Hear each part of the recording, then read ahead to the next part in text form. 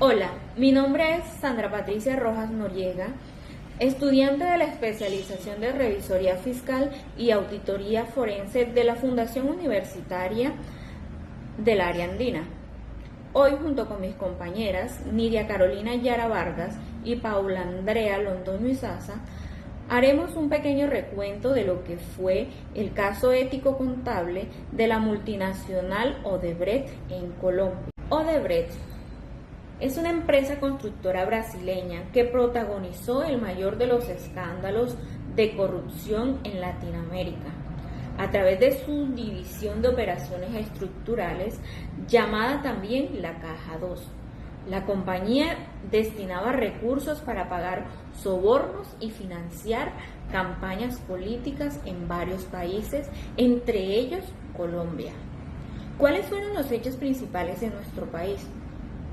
Vamos a retroceder hacia los años del 2009 al 2016, donde Odebrecht pagó por más de 32 millones de dólares en sobornos a funcionarios, intermediarios y políticas para obtener contratos de infraestructura. ¿Qué proyectos fueron los más cuestionados en nuestro país? Como primera medida encontramos la Ruta del Sol, que fue un contrato de concesión por más de 2.4 billones de pesos para construir una de las rutas más importantes del país. El otro caso que encontramos es la concesión de la vía Ocaña-Gamarra, que fue una adición estructural polémica que facilitó la entrega de sobornos. Sobornos que se canalizaron mediante contratos ficticios y pagos disfrazados como honorarios o gastos operativos. ¿Quiénes estuvieron involucrados? Empresarios, intermediarios y políticos de alto nivel, funcionarios de entidades estatales encargadas de adjudicar y supervisar contratos de infraestructuras. ¿Qué consecuencias trajo para nuestro país? Procesos judiciales, tanto en Colombia como en otros países. Millonarias pérdidas para el Estado por sobrecostos, por retrasos y por corrupción en obras viales. Hubo un gran cuestionamiento de la ética profesional de contadores, revisores fiscales, auditores, los cuales debieron alertar sobre estas irregularidades que se venían presentando, pero que en algunos casos prefirieron guardar silencio. Temas éticos contables del caso Odebrecht. Tenemos que hubieron registros contables de sobornos. ¿Esto qué quiere decir? Pues que los pagos en Odebrecht estuvieron disfrazados como honorarios, como consultorías, como gastos operativos. Y acá el dilema es, el profesional debía registrar fielmente las transacciones aunque revelara ese acto ilícito, o por el contrario debía maquillar las cuentas y cumplir con las órdenes de parte de la gerencia. También tenemos que en este caso de Odebrecht, pues la independencia del revisor fiscal y el auditor se vieron pues bastante involucrados, ya que tuvieron indicios en irregularidades de contratos. El dilema entonces en este caso sería pues que ellos debían denunciar y arriesgar la pérdida del cliente o guardar silencio para conservar su contrato y pues su beneficio económico. También tenemos el conflicto de intereses. El profesional pues contable fue contratado y estaba vinculado directa o indirectamente con las empresas contratistas y pues por ello tenían beneficios económicos. Acá el dilema es, el profesional debería o debía proteger el interés público o priorizar el interés de los directivos, pues que ellos por darle sus contratos a cambio tenía sus beneficios económicos, que eran los que pagaban salario. También tenemos lo que es la omisión de reportes obligatorios. Como sabemos acá en Colombia, pues la normativa exige que lo que es el revisor fiscal, el auditor, todo lo que tenga que ver con la profesión contable, cuando ellos vean que existan irregularidades, fraudes, corrupción, lo que tienen que hacer es informar. En este caso, pues el dilema es el profesional debe o debía cumplir legal y éticamente en denunciar este caso o evitar hacerlo pues por presiones políticas y pues beneficios económicos. También tenemos lo que es la transparencia de los estados financieros. Pues como sabemos, los estados financieros es como ese soporte que tiene toda persona que ingrese a consultarlos, en que se deben reflejar cifras reales. Aparentemente acá en Odebrecht lo que se hacía era que los estados financieros aparentemente estaban en normalidad. Entonces el dilema es, los profesionales debían de aprobar esos estados financieros pese a que pues existían cuentas, pese a que pues no mostraban la realidad económica de la empresa, o optar por rechazarlos y no firmarlos y enfrentar pues las represalias que estos tuvieran. También existe lo que fueron presiones internas y externas. ¿Esto qué quiere decir? Pues que los revisores y los contadores podían recibir presiones de la alta gerencia, de políticos, de empresarios, y que pues para que les cubrieran todo lo que estaban haciendo, las irregularidades que se estaban cometiendo en Odebrecht. Acá.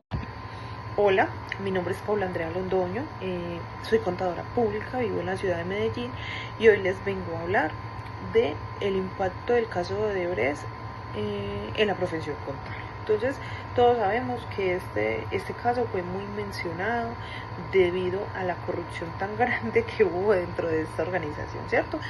Y este caso pues le deja unas lesiones muy grandes a la profesión o al rol de contadores públicos, de auditores forenses, de auditores y de revisores fiscales, ¿cierto? Entonces, les voy a hablar de 5 puntos. Uno de esos es el cuestionamiento de la independencia del auditor y el revisor fiscal. Entonces, obviamente, la independencia fue fuertemente cuestionada debido a que estos profesionales o estos roles de auditores y de revisores fiscales no alertaron a tiempo a los entes de control sobre las irregularidades que estaban encontrando dentro de la organización, sino que se dejaron llevar ya sea por presiones de la gerencia, por presiones de los directivos o por presiones políticas, y no fueron objetivos. Esto afectó directamente su objetividad. Entonces acá estamos violando dos de los principios éticos que tenemos como contadores, como profesionales de la contabilidad. Claro, y esto hace que se pierda la confianza pública, debido a que nosotros como garantes de la verdad, garantes de la fe, y que damos fe pública, estamos permitiendo que este tipo de irregularidades pasen y no las estamos alertando de manera correcta o a tiempo a los entes que deben de regularnos, ¿cierto? Como segundo punto, como lo hablaba anteriormente, vamos a hablar de la pérdida de la confianza pública en la profesión, ¿cierto? Entonces sí se produjo una gran pérdida en la fe, en la confianza pública, porque la sociedad empieza a percibir que nosotros como contadores empezamos a ser cómplices o hemos sido cómplices de este tipo de corrupción, de desfalco, pues porque no reportamos, sino que omitimos esas irregularidades, o nos hacemos los ciegos frente a esas alertas que estamos viendo. Entonces, claro, la sociedad empieza a desconfiar de nosotros, empieza a desconfiar de los contadores, empieza a perder la confianza en nosotros, y no solo en uno, sino que cuando uno o dos cometen ese tipo de irregularidades o de actos, pues obviamente toda la profesión se ve afectada. Entonces vamos a hablar como tercer punto de la evidencia de la debilidad de los controles internos y externos. Claro, en esto se evidencia que hay una falta de controles internos grande, ¿cierto? Porque los sistemas de controles dentro de este caso no fueron suficientes. El rol de contador no se cuestionaba sobre esos registros que se disfrazaban, o sea, esos sobornos que se disfrazaban como gastos y así se registraban. Eso ya era una alerta, algo que, listo, que se debió alertar. ¿Y qué hace? Que uno se pregunte, venga, ¿esto de qué es? ¿Dónde están los soportes de eso? Venga, sopórteme, ¿por qué están pagando? Porque nosotros como contadores tenemos que buscar la verdad, perdón, como auditores y profesionales en la contabilidad, tenemos que ir a buscar la verdad, ¿cierto? Tenemos que ir detrás de eso que nos está llamando la atención, que eso nos está alertando, que hace que haya una duda en nosotros y reportarlo a tiempo. Si la dirección es cómplice, entonces ir a los entes regulatorios y decir, venga, que dentro de esta compañía algo está ocurriendo. Y no volvernos cómplices de eso. Por eso es que se está perdiendo la fe y la confianza en los contadores, ¿cierto? Como cuarto, vamos a hablar de el reforzamiento del rol ético del contador, ¿cierto? Entonces, acá vamos a hablar ya de la ética, ¿cierto? Con este caso se hace un llamado a la ética profesional, ¿cierto? Porque un contador no solo maneja cifras, ¿cierto?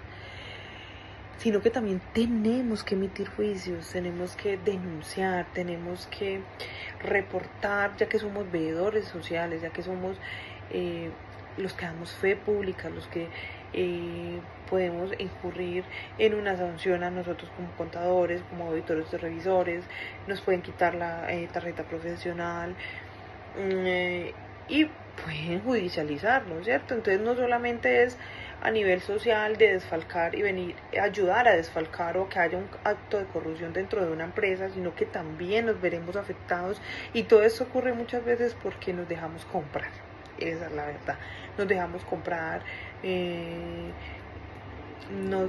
o también por miedo, o nos obliga, pero a veces es mejor decir no y ir a denunciar a tiempo que vernos involucrados en un caso de estos que haga que se pierda la fe, que se pierda la confianza, que la gente pierda la confianza en nosotros, pero que a la vez nosotros también nos perdamos la confianza en sí mismos, ¿cierto? Entonces, hablamos de un quinto punto que nos habla de la exigencia de la mayor regulación en transparencia, ¿cierto? Eso impulsa pues a que haya normas más estrictas, ¿sí es cierto?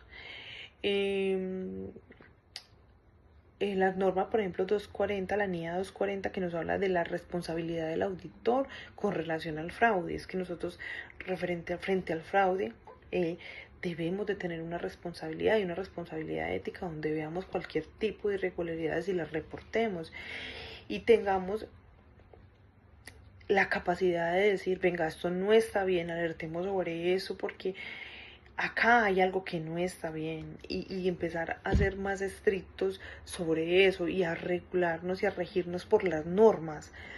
También la 250, que esta es la que nos habla, como lo decía, de las leyes, ¿cierto? Consideraciones de las leyes de las auditorías sobre los estados financieros, ¿cierto? Entonces, si tenemos unas leyes, si tenemos unas normas, regir. Ahora, hablaremos acerca del análisis de los marcos éticos en el caso Odebrecht. Como primera medida encontramos la deontología, es decir, la ética del deber. El contador tiene deberes claros: independencia, veracidad e integridad. En Odebrecht, estos deberes fueron vulnerados cuando se maquillaron cifras, se omitieron reportes de sobornos o se guardó silencio ante prácticas indebidas. ¿Cuál fue la falla ética? Incumplimiento del deber profesional y la traición al interés público. Como segunda medida encontramos el utilitarismo, es decir, ética de las consecuencias. Odebrecht priorizó el beneficio privado de políticos, contratistas, directivos por encima del bienestar social. El resultado fue un daño colectivo, pérdida de recursos públicos, obras inconclusas y desconfianza ante la ciudadanía. ¿Cuál fue la falla ética? Maximizar el beneficio de pocos a costa del perjuicio de muchos. Como tercera medida encontramos la ética de la virtud. El contador y los responsables debieron actuar con integridad, con prudencia, honestidad y justicia. La complicidad o la indiferencia fue lo que mostró la ausencia de un carácter virtuoso y moral. ¿Cuál fue la falla ética? Se privilegió la ambición y la complacencia en lugar de la rectitud y la valentía profesional. Como último encontramos la ética del ciudadano. La corrupción de Odebrecht afectó a comunidades enteras. Los recursos desviados significaron menos inversión en educación, en salud, en infraestructura y en calidad de vida. Los profesionales que encubrieron estos actos no consideraron el impacto humano y social de sus decisiones. ¿Cuál fue la falla ética? Falta de sensibilidad hacia los más vulnerables, ignorando la dimensión social del ejercicio contable.